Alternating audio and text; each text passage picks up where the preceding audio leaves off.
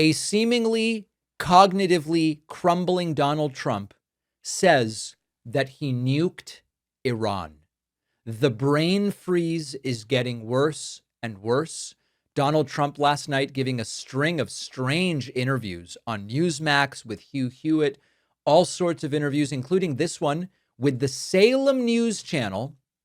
Donald Trump saying, if I hadn't hit Iran with nuclear, they would have nuclear. More unhinged and incoherent every single day. Donald Trump seems to think he nuked Iran. Saying that you've undercut Bibi, you've thrown him under the bus. Have you? No, not at all. No, I get along with him very well. Sometimes I disagree with him, and I let it be known, and I've been right. But no, I think he's good. Look, he's a wartime prime minister. He's done a good job. If I wasn't around, or if Bibi wasn't around, especially the combination, Israel would not exist today. We wouldn't have hit him with the B-2 bombers. You know, they were going to have a nuclear weapon within 2 weeks. Had I not hit them with a nuclear... They would have a nuclear weapon within 2 weeks had I not hit them with the nuclear. Is this a linguistic glitch? Is this a brain glitch? Does Trump believe that he nuked Iran? You can go further down this rabbit hole. Did Trump give an order to nuke Iran? And was he told, yes, sir, right away, sir, right away? And then Iran wasn't nuked because someone said, this guy is non compos mentis. We're not going to do it. We have no idea. We simply have no idea.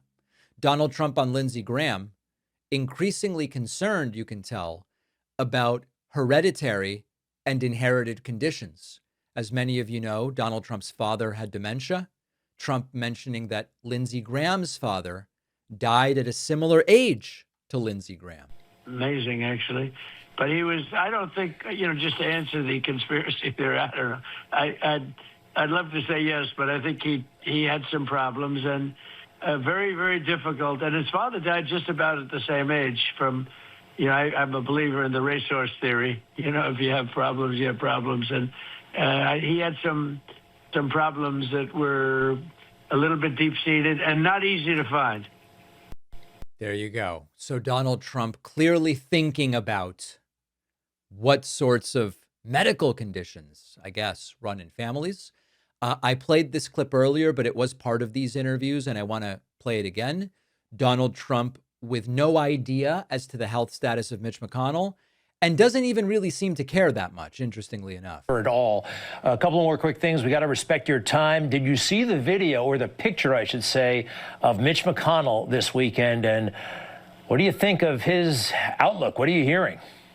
Well, I don't hear much. I was, never a huge fan. But, he's one of the people, he should be voting for John Thune, because, John Thune was loyal to him, whether you like John Thune or not. John Thune was very loyal to Mitch McConnell. And Mitch McConnell's like a no vote on Save America Act, which is, basically, you think about it, it's voter ID, it's proof of citizenship, and it's no mail-in ballots except for the military disabled, sick, or if you're sick, or traveling, which is pretty generous right there. But the mail-in ballots might be the most important of those three items. But he's against that. Now, how can anybody be against that? And against some other things. So it's too bad. But, I hope he's going to be fine. I don't know if he's fine, but I certainly no hope idea. But, I guess we'll just have to figure it out. I don't believe this. I think Trump must know what's going on with Mitch McConnell. It simply doesn't make sense that the president would not know. The topic of Donald Trump on currency, either with his face on a bill or his signature on it. Trump, now that he is going to have his signature, I guess, on $100 bills, goes, listen, other people are doing this stuff. I'm not interested in this. It's just other people. Does anyone for a second believe that Donald Trump is not encouraging people to propose putting his name and face on stuff? Give me a break. And before we say goodnight, we want to take a look at the new $100 bill being printed with your signature on it. Some of us, we don't carry cash like we used to. We have plastic. Cash is not as, but your signature's on it. What does that mean to you? Your name is on a legal piece of currency. It's never, I guess it was done before, but from a personal standpoint and a professional standpoint, what does this mean? Well, it's always an honor to have your name on something like that, and it's on all the currency. And it's an honor, it's great. They also just came out with a silver dollar, which is very nice. So I don't know, all of these tributes are nice. I don't fight for them, believe it or not. Most people think I fight for them. I don't.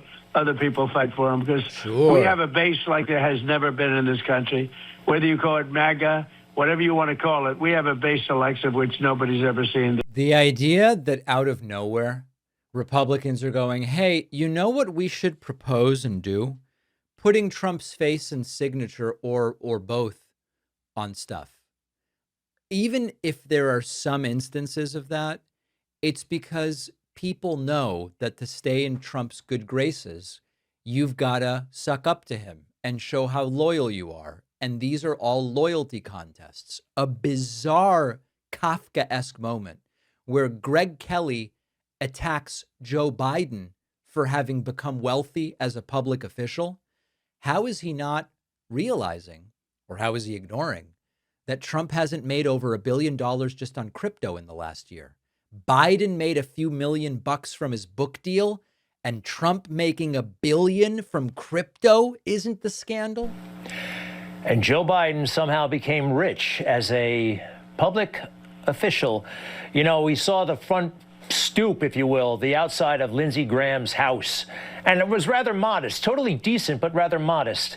A man who lived his entire life in public service. That's kind of how it's supposed to look. And Joe Biden became a very rich man while working for the government. It's very strange, isn't it? President Trump, we thank you very, very much for joining us. Well, what a fair journalistic thing to say. Now, it is believed that Joe Biden's net worth is about $10 million, and most of that came from writing a book. Similar to, Bernie Sanders is a modestly wealthy. He's not wealthy like Trump, obviously, or Obama, but Bernie made a bunch of money writing a book as well. Trump made over $1 billion just from crypto in 2025. This is peanuts. This is pennies on the dollar. And Greg Kelly has the audacity to go, oh, Biden made money. Trump got $1 billion just from crypto and has tripled his net worth since becoming president for the second time. Finally, Donald Trump continuing with his delusions. He believed that he was blessed by God. And that's why he turned his head that day in Butler, Pennsylvania, when he was shot at, and that it's thanks to God. I was really blessed by God, because I had made that little turn, which was, really not so little. It was exactly a 90 degree. If it wasn't exact, right. The whole thing is a miracle. It's really a miracle. It's amazing. But Secret Service did a very good job, other than, and it's hard to say other than, nobody should have been on that roof. And a blessing to talk to you.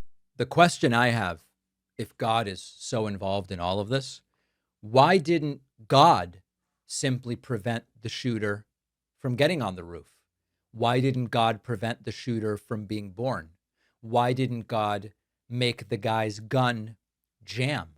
Why did God allow an innocent firefighter who happened to be behind Trump to be shot and killed by that errant bullet?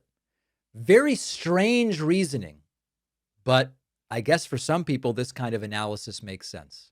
Sounds weird to me. One of the best parts of a good meal is sometimes something people overlook, having great bread. When a meal includes fresh, warm bread, everything feels a little bit better, which is why I love our sponsor, Wild Grain. Wild Grain is the first bake from frozen subscription box for sourdough breads, artisanal pastries, and fresh pastas. Everything arrives frozen, bakes in 25 minutes or less with no thawing required. Boxes are fully customizable. You can do variety, gluten-free, vegan, protein options. I love the garlic butter demi baguette.